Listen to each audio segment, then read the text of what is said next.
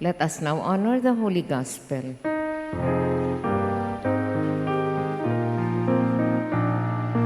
Alleluia, alleluia, alleluia. Together, may the Father of our Lord Jesus Christ enlighten the eyes of our hearts, that we may know what is the hope that belongs to His call.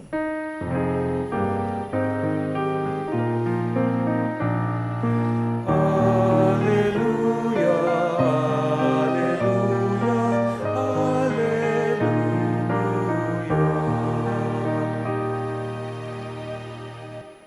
The Lord be with you. And with your spirit. A reading from the Holy Gospel according to Mark. Glory to you, O Lord. When Jesus and his disciples arrived at Bethsaida, people brought to him a blind man and begged Jesus to touch him. He took the blind man by the hand and led him outside the village. Putting a spittle on his eyes, he laid his hands on the man and asked, "Do you see anything?" Looking up, the man replied, "I see people looking like trees and walking." Then he laid hands on the man's eyes a second time, and he saw clearly. His sight was restored, and he could see everything distinctively. Then he sent him home and said, "Do not even go into the village." The Gospel of the Lord. Praise to you, Lord Jesus Christ. Good afternoon, my dear brothers and sisters. Good afternoon, Father. May we become the miracle other people are waiting for. May we become the miracle other people are waiting for. If we are going to be a bit more critical with our gospel that we have just heard, it seems that our all too powerful Jesus is losing his power. We are quite familiar with so many miracles of Jesus, right? We heard of his miracle of healing the sick. Say, for example, allowing a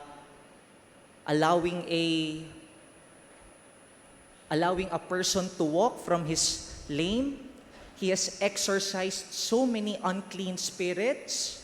He has turned water into wine. He has fed thousands of people through a few loaves of bread and few pieces of fish. And among many, one outstanding miracle among them is when Jesus turned a dead man alive once again in the person of his friend Lazarus. From all these mentioned miracles, we can say that Jesus is really powerful.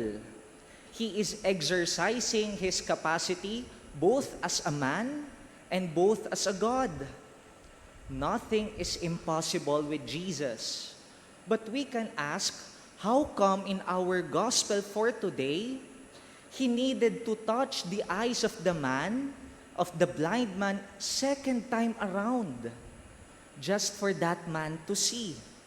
Why cannot Jesus heal that blind man instantaneously? Why not immediately? Why the need of two touches? Does this mean our Jesus, our hero, is becoming weak? Is his divinity as God doubtable because of this lapse in his power? The answer is no.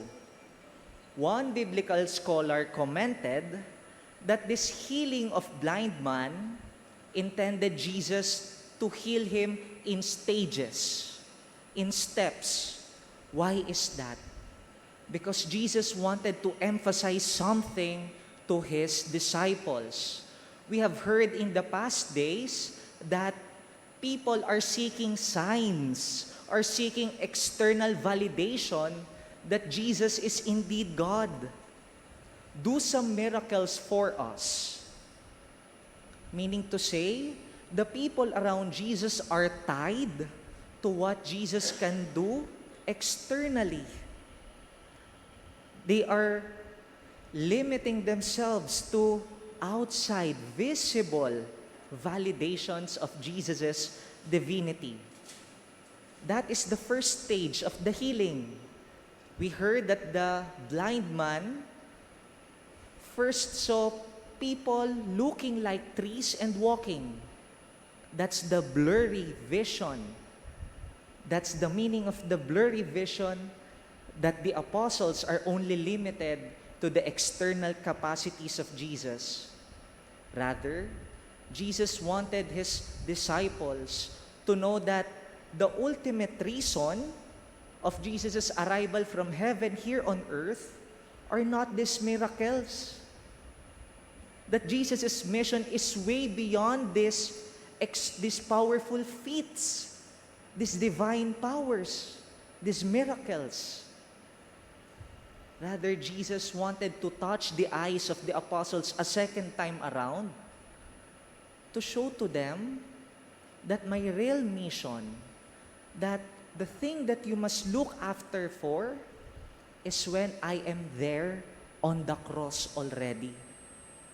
Among my many miracles, the one in the cross is the most effective because it will save you from all your many sins. Admittedly, many of us here also are looking for external signs of Jesus' power in our lives.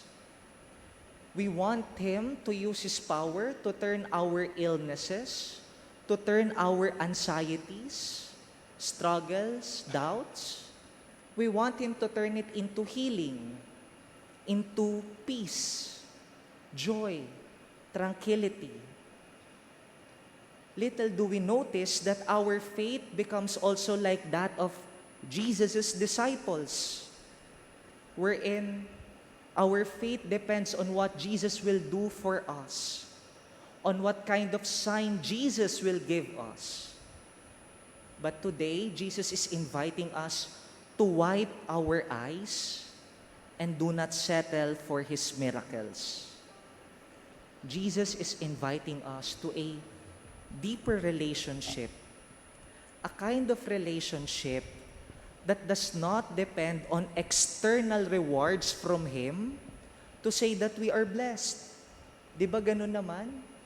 We say that we are blessed, that Jesus truly loves me kapag may natanggap tayong blessing, pag may natanggap tayong, let's say, finance, gift, healing.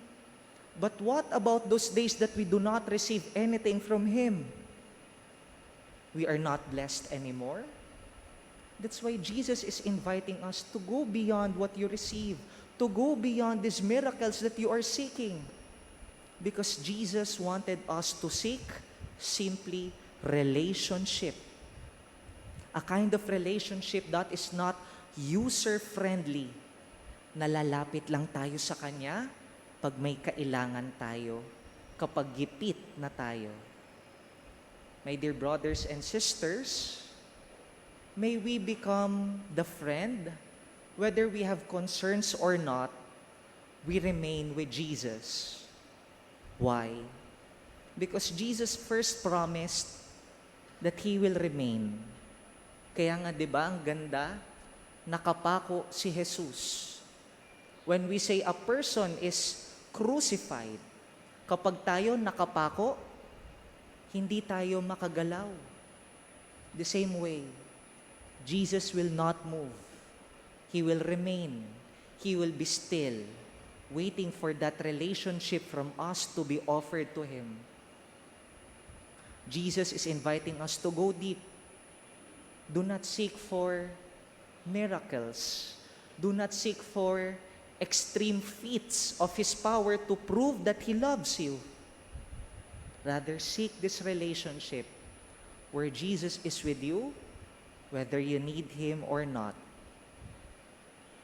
And may I invite you also, my dear brothers and sisters, that inasmuch that we are seeking sign, of Jesus' love for us, balik ta rin naman natin. Let our whole lives, let the whole of ourselves be the guarantee that Jesus is present in this world. May you become the miracle, may you become the sign that Jesus is alive in this world. And in places where many people are seeking for God's miracle, may we become the miracle the other people are waiting for. Amen.